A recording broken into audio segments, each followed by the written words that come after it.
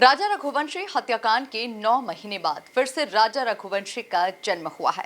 परिवार इसे पुनर्जन्म मान रहा है। एमपी न्यूज से खास चर्चा में राजा के भाई सचिन ने बताया कि कामाख्या मंदिर के पुजारी ने भविष्यवाणी की थी कि राजा फिर से जन्म लेगा।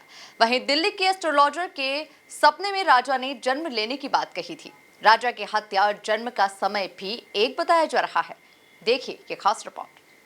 दोस्तों, क्या आप पुनर्जन्म पर भरोसा करते हैं?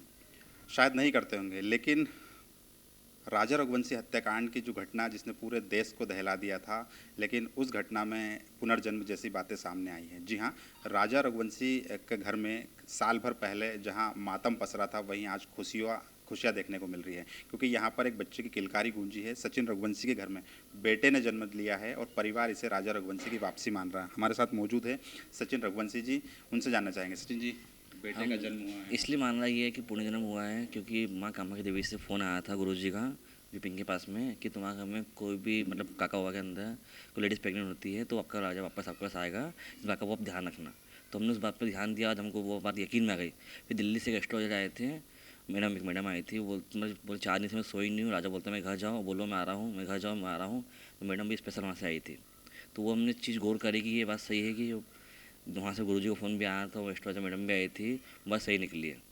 तो उसको राजी माना ये कि राजी हमारा। तो कहीं ना कहीं आप ये मान रहे हैं कि ज्योतिष विद्या जो है, आध्यात्म है, उसकी बातें सही साबित हाँ हुई है। देखो सर, हम तो गुरुजी से मिले भी नहीं किए, लेकिन गुरुजी का फ़ोन वहाँ से उन्होंने फ़ोन नंबर निकला के विपिन का, उसको फ़ोन लगाया स्पेशल। तो बात पे हमको अच्छी बात माना कि बात सही है कि और यदि वहाँ से इतने बड़े मंदिर से गुरुजी को फ़ोन आया गया तो कोई बात तो कि भाई ने लास्ट दर्शन वहीं पे करे थे, उसके बाद ही उसकी मृत्यु हुई थी। तो वहीं आके उसने वापस बोला कि मेरे को ऐसा क्यों कर दिया। बच्चे के जन्म में एक बड़ा संयोग ये भी है, देखने को आया है कि 11 के दिन जो है हत्या हुई थी और 11 के दिन ही बेटे ने जन्म लिया। वो 11 पे उसको मारा था और 11 पे आया, वो टाइम भी वही टाइम पे आया जिस टाइम पे उसको मारा गया था। तो ये सब चीज़ हमने एक ही चीज़ गौर करी, तो हमको वो लगा कि वो ये बात सही है कि राजा वापस आ गया। हम उसको अभी भी राजा बोलते ना तो हंस देता हो।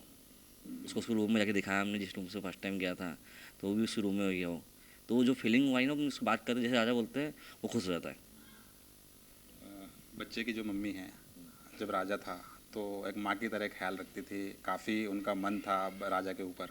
मेरे घर का माहौल वापस चेंज हो गया, नहीं तो घर में से रौनक खत्म हो गई थी। अब मम्मी का मन लगने लगा है पूरे उस टाइम पे कि मैं राजा वापस आ गया। सबसे मम्मी ने उसको उठाया, तब मम्मी उसको संभालेगी, मम्मी देखती है। और मेन बात तो देखो, आप सर 11 पे मेरा भाई गया तो 11 पे आया, वो भी नॉर्मल डिलीवरी में वो टाइम पे, तो बहुत बड़ा सहयोग की बात है सर। भाई गया है लेकिन बेटे के रूप में आया है, क्या कहना चाहेंगे? मैं भाई गया, बेटे के रूप में वापस आ गया है, तो हमको वो खुशी वापस मिल गई है। राजा को इंसाफ दिलाने के लिए आप क्या कर रहे हैं? सर हम तो बस एक ही मांग करते हैं कि यहाँ से हमारे साथ हो, किसी और के साथ भी न हो, जब तक इनको सज़ा नहीं मिलेगी। तो ये जो मर्डर हो रहा है अभी के टाइम पे, लेडीज मर्डर कर रही हैं, लड़कियाँ कर रही हैं, ये चीज़ बढ़ते जा रही है। तो कानून यदि इस चीज़ का सपोर्ट करेगा तो वो चीज़ आगे बढ़ ही नहीं पाएगी सर।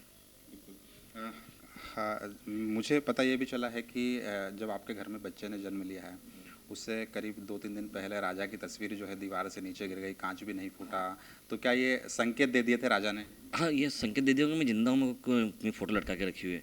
एक हफ्ते पहले की बात है कि जब उसकी फ़ोटो गिर गई थी, और अचानक गिर गई, कांच नहीं फूटा लेकिन फ़ोटो गिर गई थी। और ले जाने में जब बाहर लेके सही का बना था, तब फोटो का कांच फूट गया। तो मतलब ये संयोग की बात है कि भाई मैं आ रहा हूँ तो तुम मेरे को लड़का क्यों रखा। अस्पताल भी गए थे तो उसकी फ़ोटो हम साथ में लेके गए थे।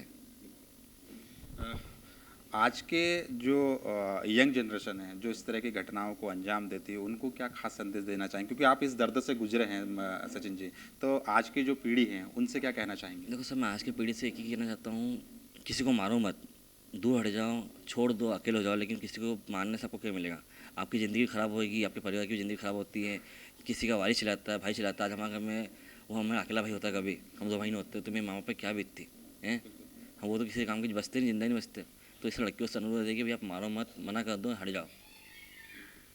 तो देख सकते हैं कि ये सचिन रघुवंशी है। फिलहाल कहा जाए कि राजा रघुवंशी की कमी तो पूरी नहीं हो सकती है, लेकिन कहीं ना कहीं उस गम को एक बच्चे ने जन्म लेकर दूर करने की कोशिश ज़रूर की है, और ये जो परिवार है उसे राजा रघुवंशी की वापसी मान रहा है। फिलहाल राजा रघुवंशी के घर से कैमरामैन अरुण यादव के साथ संदीप मीणा, एमपी न्यूज़।